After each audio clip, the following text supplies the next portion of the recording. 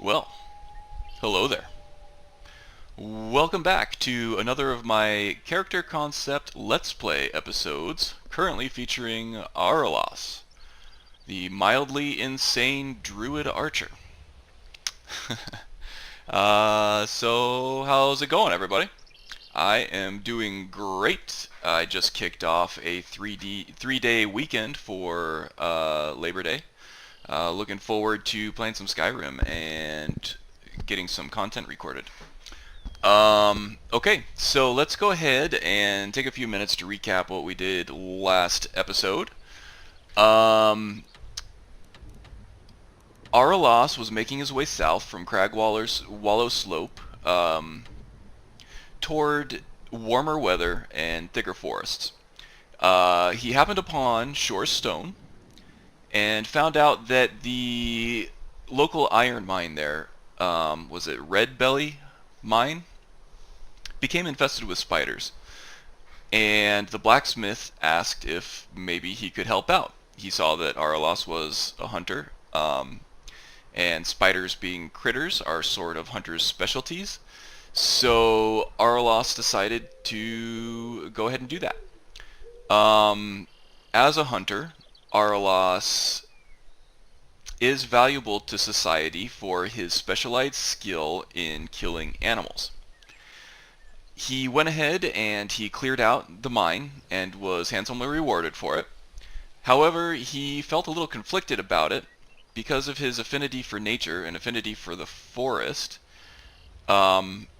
He started to ponder the conflict between that affinity and the occupation that he had been groomed for his entire life, which is that of hunting.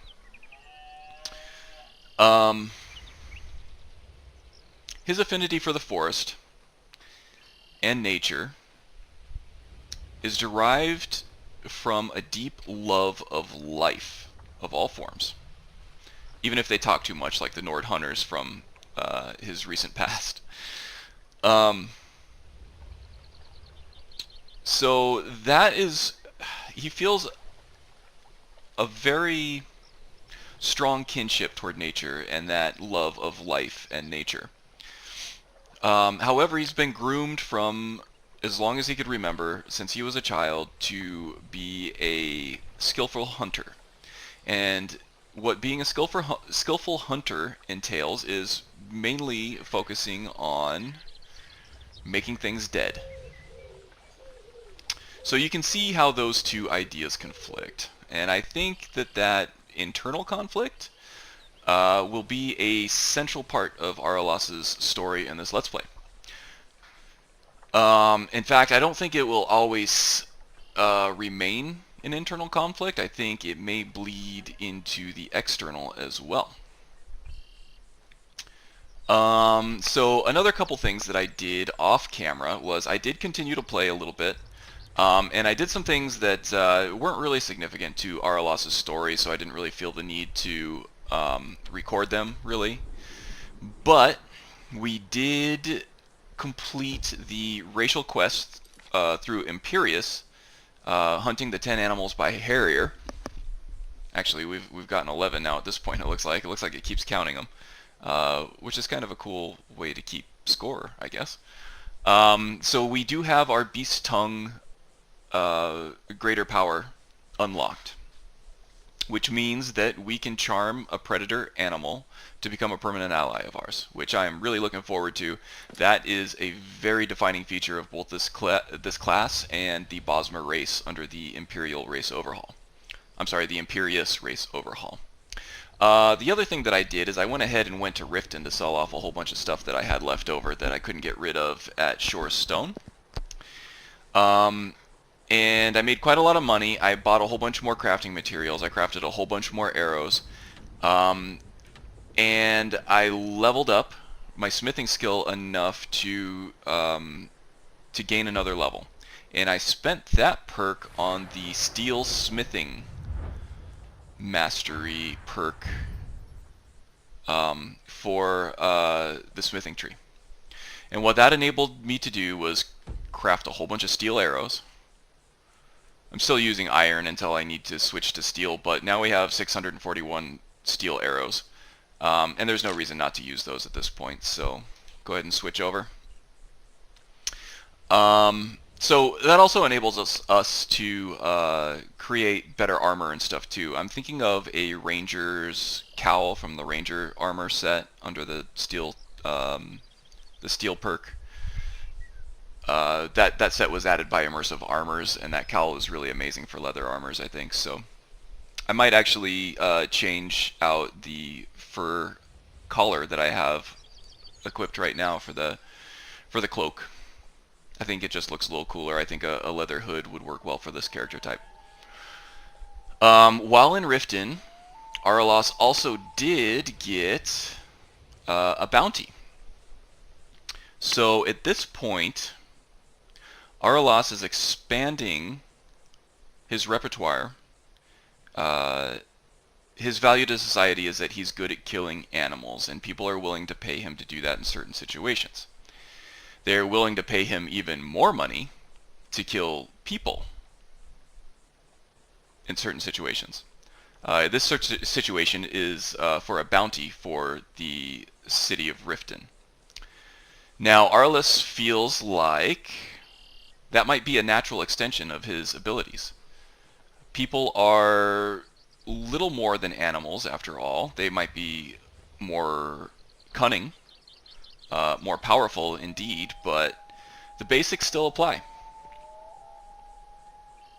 So he decided to take that on as well, which further intensifies his conflict that he feels between loving life and loving being good at something that is of value to society. So we're going to continue to explore that, I think. Wow, it looks like it's getting foggy out here. It is not even 9 o'clock in the morning. And already we got clouds rolling in. It doesn't seem to be raining yet, but Araelas did make it to Lake Honric, I believe this is. So he's got a water supply. He's got a good climate going here. He's liking this area a lot.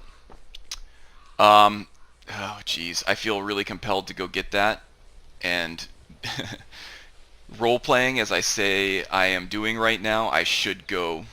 Yeah, let's go ahead. Let's go get that. There's some things I really want to do for story in this episode, and I'm really excited for that. I think the things that are going to happen in this episode are really going to springboard us in terms of story trajectory and things to do. It's going to add a lot more reason, a lot more motive to do what I wanted to do in this Let's Play and play the way that I wanted to play. But first, let's go ahead and take care of this guy. Oh, I can't believe I missed. He was right on target. Alright, this must be a fox.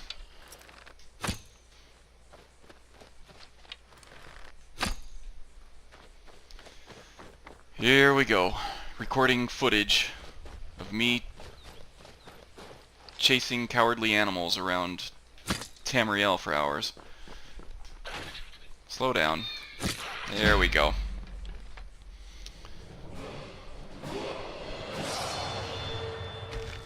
Nothing beats the good old wing strike.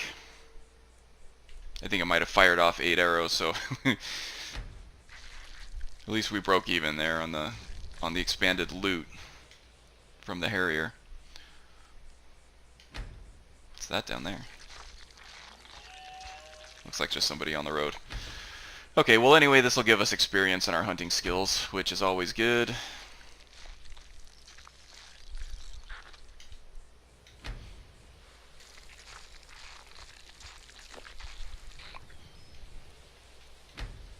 Okay, let's see if we can get back to our starting spot there, because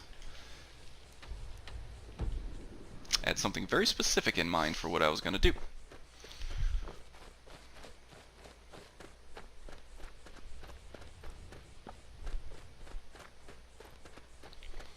I believe we came down this way.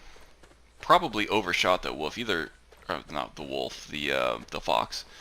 Probably either overshot him or undershot him, and it went under his belly. I find I have trouble with both of those at times, especially in third-person mode when you're trying to line up a sneak shot. But we'll either get better at that or we won't. Oh yeah, one more thing I did when I upgraded my steel smithing mastery through the steel smithing perk for ordinary. I actually was able to create a new bow, and that new bow is the Colovian Dark Composite Bow. It replaced our Colovian Composite Bow, the non-dark version. It does some more damage. It's slightly heavier, but the draw speed is still the same. I believe we will continue to go for the light sort of short bow archetype for our bows, just because they shoot a lot quicker. But yeah, so now I'm doing more damage with the steel arrow and the new bow. So Araelas is listening to the forest at this point, and what he's feeling on the breeze coming from a certain direction is a feeling of warmth and sort of a smell of life, if that makes sense. And what that does is it nudges him in certain directions, and this is part of what I'm talking about when I'm saying that the forest whispers to Araelas when he's listening to it. And part of what I'm saying about Araelas being more attuned to the forest and how the forest says more in a few broken whispers than most people say to him using full Cyrodiilic full Cyrodiilic common language. That was a mouthful. Whoa, what's that over there? So he's being sort of compelled in this direction by what he's feeling and hearing and smelling and seeing in some cases. What is that over there? Araelas does not know. Oh, and it looks like there's wolves over there too. So we're going to prepare for battle. Put our helmet on. We're going to get Beast Tongue ready because it looks like there's a wolf over there. At least one wolf that we can charm. And where there is one wolf, there is likely several. So at least we could get one on our side to help us with that fight. And let's go ahead and get some oak flesh going. Looks like we're detected by something. Don't know what. Doesn't look like the wolves are attacking. Okay. So let's see how close we can get. And I think we're in range now to be able to just go ahead and... There we go, we charmed one of them. Still don't know what that thing is walking around over there. Alright, I don't know if there are any more... There are definitely more wolves over here.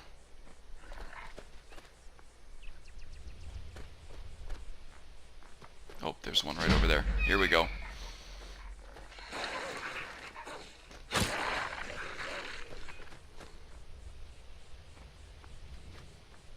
Alright, what's this guy's deal?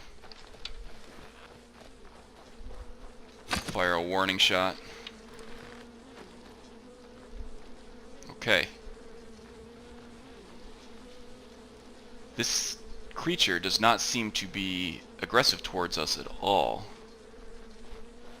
In fact, Araelas is feeling an aura of warmth and even maybe love around this thing. A definite air of strong benevolence, if nothing else. What is this thing?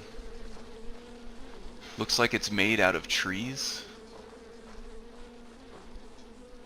He realizes now that this is the source of that warmth that he was feeling, and the smell of life that he felt on the breeze.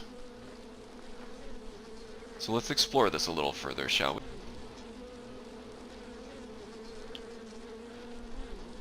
So Araelas studies this creature that he's never seen or heard of before.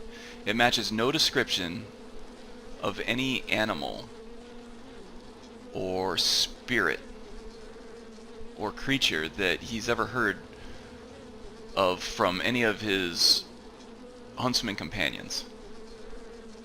No tales of strange spirits or anything like that. This is all brand new to him. At first he was a bit afraid, but now that fear seems to have melted off, in no small part from the aura of warmth that this creature seems to be emitting. Warmth, life, sense of kinship, and even love. And none of this stuff he's really even felt before, even though he grew up and spent his entire life around other people, other like-minded hunters. He's never felt this before. This is what he thinks it must have felt like to be cradled by a mother or father, to be loved by somebody very close to you. He feels a deep sense of familiarity with this creature. In fact, he feels that maybe this creature is more than just a creature or a single entity. Maybe it's more. Maybe it's the aspect of the forest itself. So, this creature looks at Araelas, though its facial features don't change. And where its eyes should be, there are just holes. Looking at the creature's face, he can see directly through its eye sockets to the trees behind it.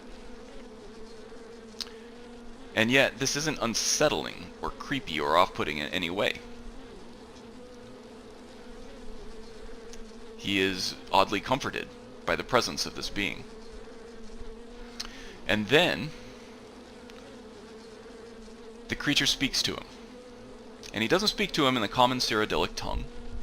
He speaks to him through a series of mental images and emotions and feelings and sounds and smells of the forest. And yet, without words, he can still interpret exactly what this creature is trying to say to him. And what the creature says is something like this.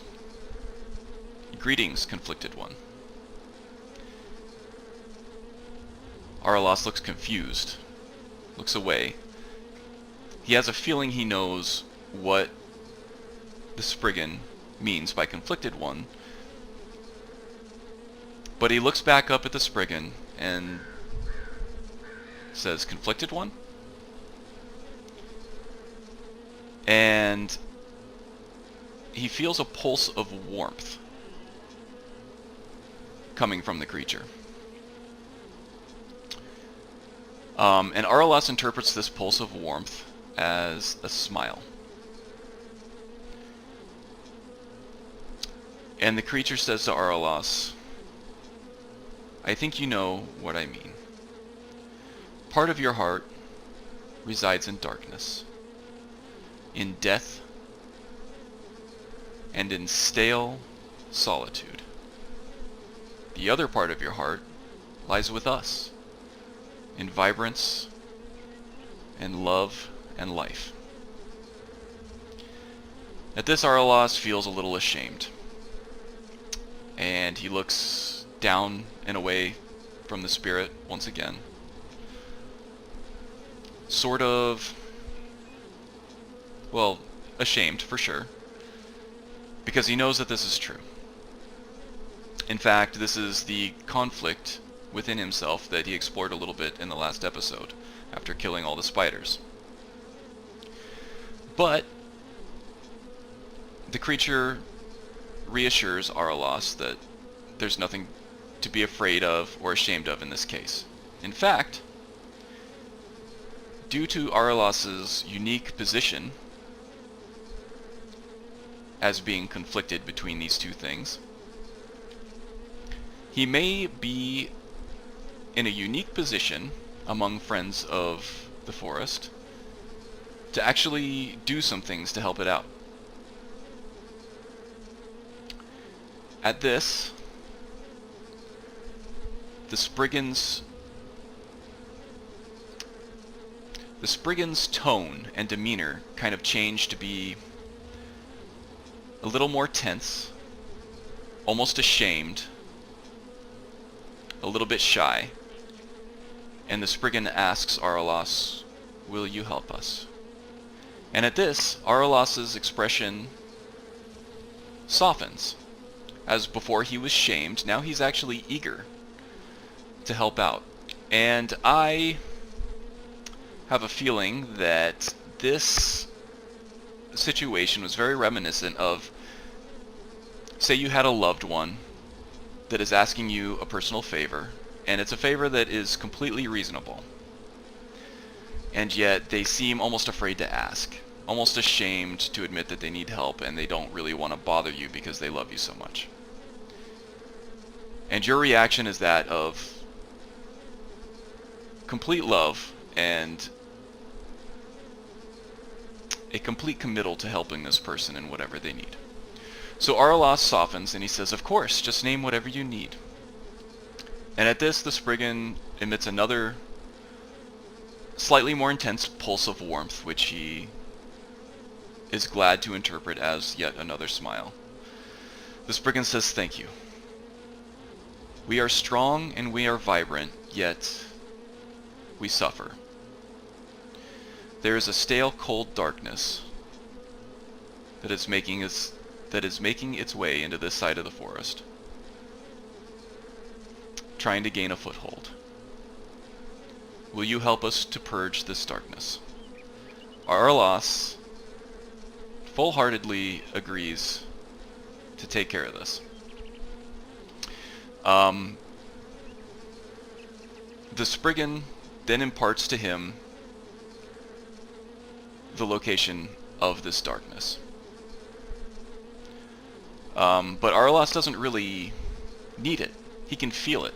Much the same way that he felt the warmth and the life coming from this area of the forest, he can feel a counterbalance to that same energy, an opposite sort of. And he knows exactly where that's coming from. He can feel it. It's kind of like an internal compass. So with that, Araelas is ready for action, and he is ready to do whatever he can to help the forest.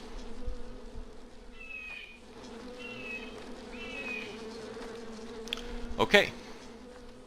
So Araelas has I wouldn't say renewed, but maybe a new sense of drive and a new sense of purpose. He's felt a love come from this Spriggan that he's never felt before. And he is eager to please this new friend, and eager to prove himself as an ally to its cause. So let's go see if we can root out this darkness and help them get rid of it. So he feels like he's being nudged by the forest in this direction. He feels a bit of a cold, stale air coming from this general direction over here. In fact, he sees a structure over here that might be what he's looking for.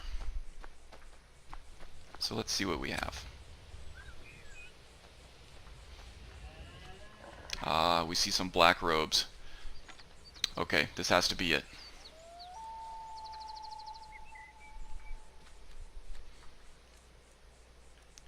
Let's prepare for battle.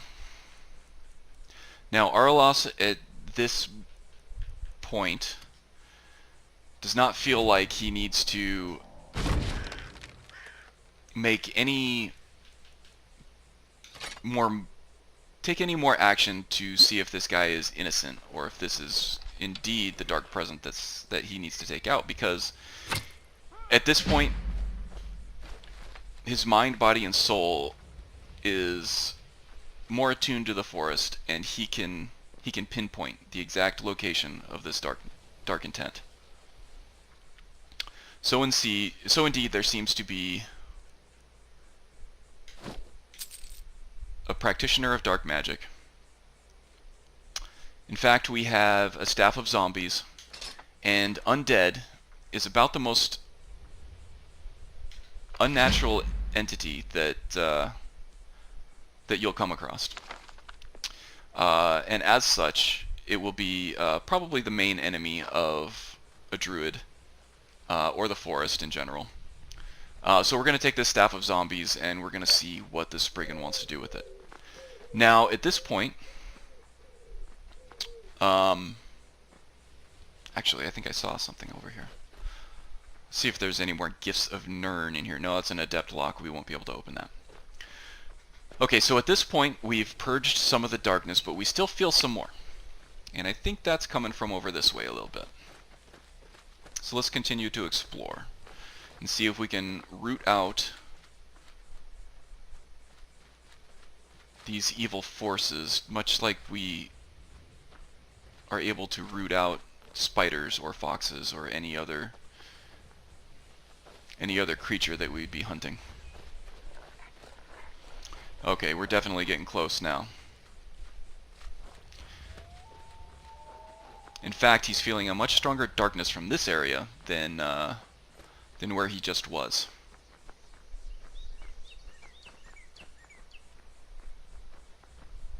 Oh, what's that up there? I think that might be our prey. Oh yeah. The evil is palpable at this point. Have a seat.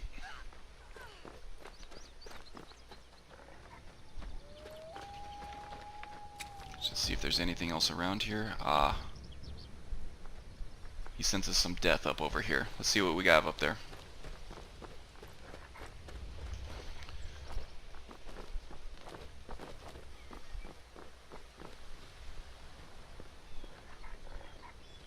Okay.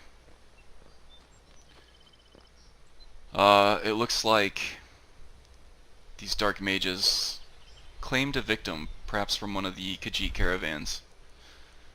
We'll relieve her of her gold. She's not going to need it anymore. And we actually have a novice chest. I don't know what a werewolf chest is. It's the first time I've seen something like that. But I think this is the first novice chest that we've actually come across, so it's something that we can actually open for a change. That is welcome. 35 gold, not bad. Worth the effort, I suppose. Alright. Looks like a shot to the kidney there.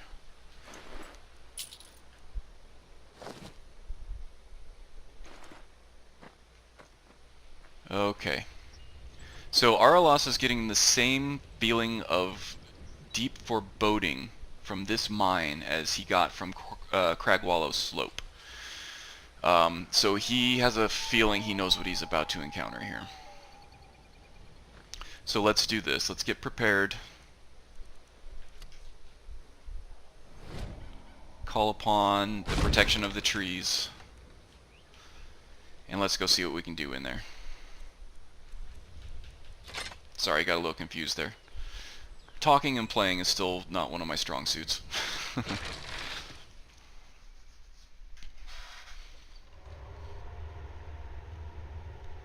And of course it's super dark in here. Let's see if we can at least make sure that there are no traps laying in our way.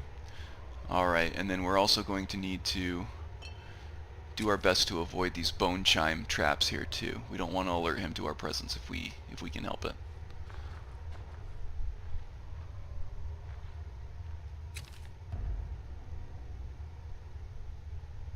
Let's see if we can detect any movement. I don't see anything yet. Inch our way in a little farther. Okay. Ah, there he is.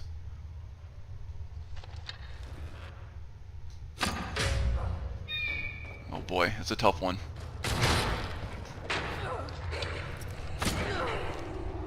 Perfect.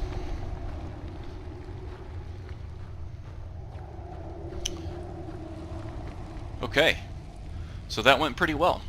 Getting the hang of this playstyle a little better. That's those are the tools that I want to make the best use of, that we saw right there. We had one sneak attack to kind of weaken the enemy, and then once we were detected, we were able to use TK dodge to get past the ice spike that they shot at us. And then once inside their range, this looks disgusting and hideous, but we're going to take it and see what the Spriggan wants to do with it. Once we were inside that range, we were able to cause a stagger on our caster enemy here, so that they couldn't hold any concentration spells or anything on us. And then while they were staggered, we quickly pulled back the bowstring and released an arrow into their gut. Flawless execution, if I do say so myself. Feeling good about that. So is Araelas. Okay, alchemy. This book is probably a bit heretical to someone who follows the Green Pact, but we'll take it anyway. We'll probably leave it with the Spriggan for safekeeping. Now, Nord Mead is the one thing in Skyrim that Araelas can drink, because it's made from fermented honey instead of like a wheat from the ale, or grapes for the wine. So that's good. He will be taking all the mead that he can carry. Araelas likes a good drink, but since he can't have ale or wine, it's not always that he gets that he has access to it. So now we have a stockpile of mead that will keep us warm, and it looks like we also have a stockpile of some free poultry here. We can stock up. And I think we're getting to the point now where we have enough food to last.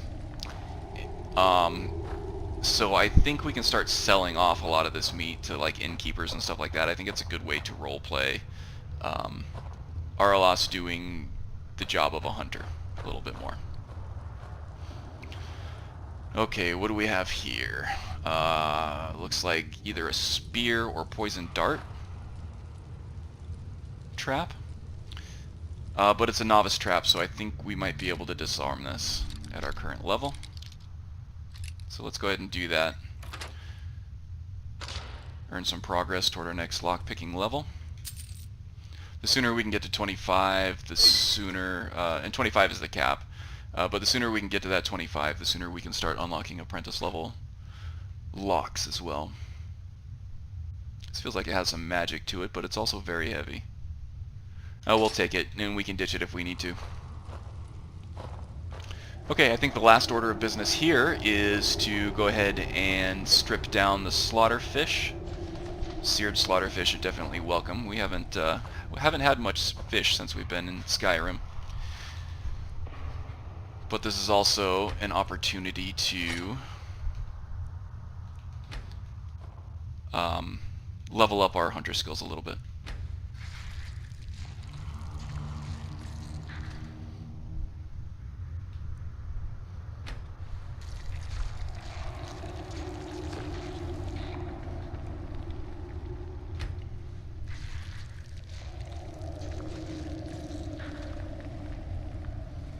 And this is kind of part of why I was a little hesitant to to install Hunterborn on this profile, just because this kind of thing can get kind of tedious, and it is very time consuming, especially in terms of in-game time.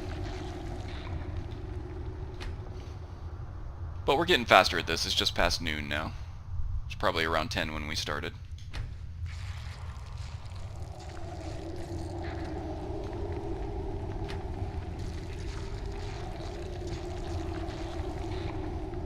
Go. Harvesting ingredients leveled up.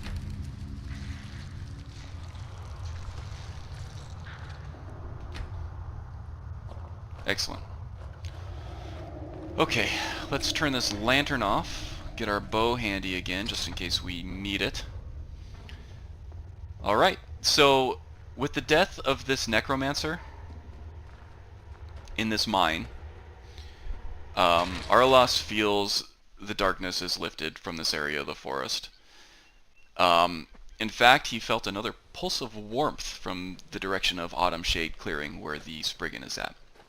So he knows that she knows that his job is complete, and he knows that she is happy about it. But, of course, on the way back, the forest is pointing us at yet another animal that needs taken care of in order to preserve the balance of the ecosystem here. What is that? Is that a wolf or another fox? I'm hoping for a wolf.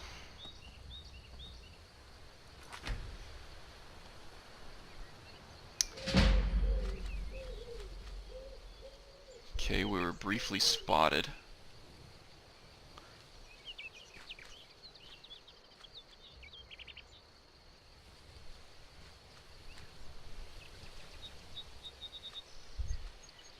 Oh, looks like a fox. It spotted us and started running. Sorry, folks.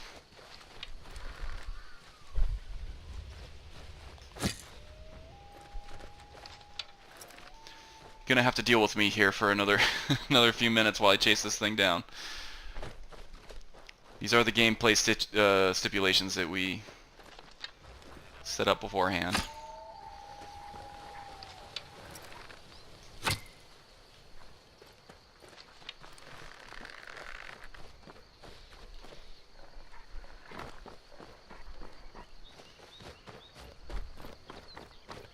I'll get you, you little bastard.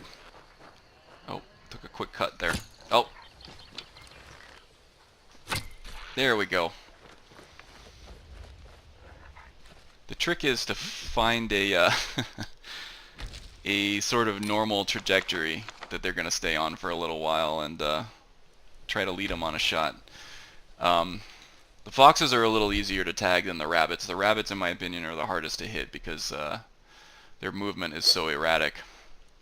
Looked like we were thirsty, so let's go ahead and have some lunch here. Probably hungry as well.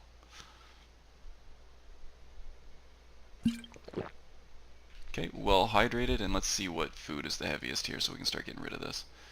Elk steak for sure, we'll take one of those. Alright, we're full. And where did this Mr. Fox go? Here we go. Let's get our hunting knife out and carve him up.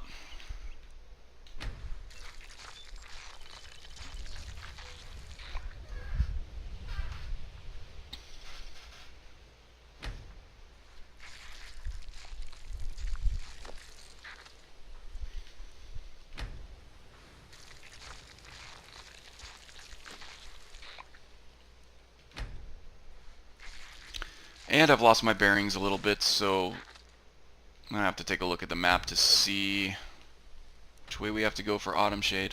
Okay, just a little bit to the right, and that should give us a straight shot back to the Spriggan's headquarters there. Who is this? Stormcloak soldier. Okay. We have no business with them, they have no business with us. Just another hunter. Araelas could really... he couldn't care less about the Civil War here. It's not his fight. He probably barely even knows it's happening. We've yet to see an actual battle between the Stormcloaks and the Imperials yet, so... it's kind of not even real to Araelas yet. He's heard about it. Not much, but he knows that it's a thing. It just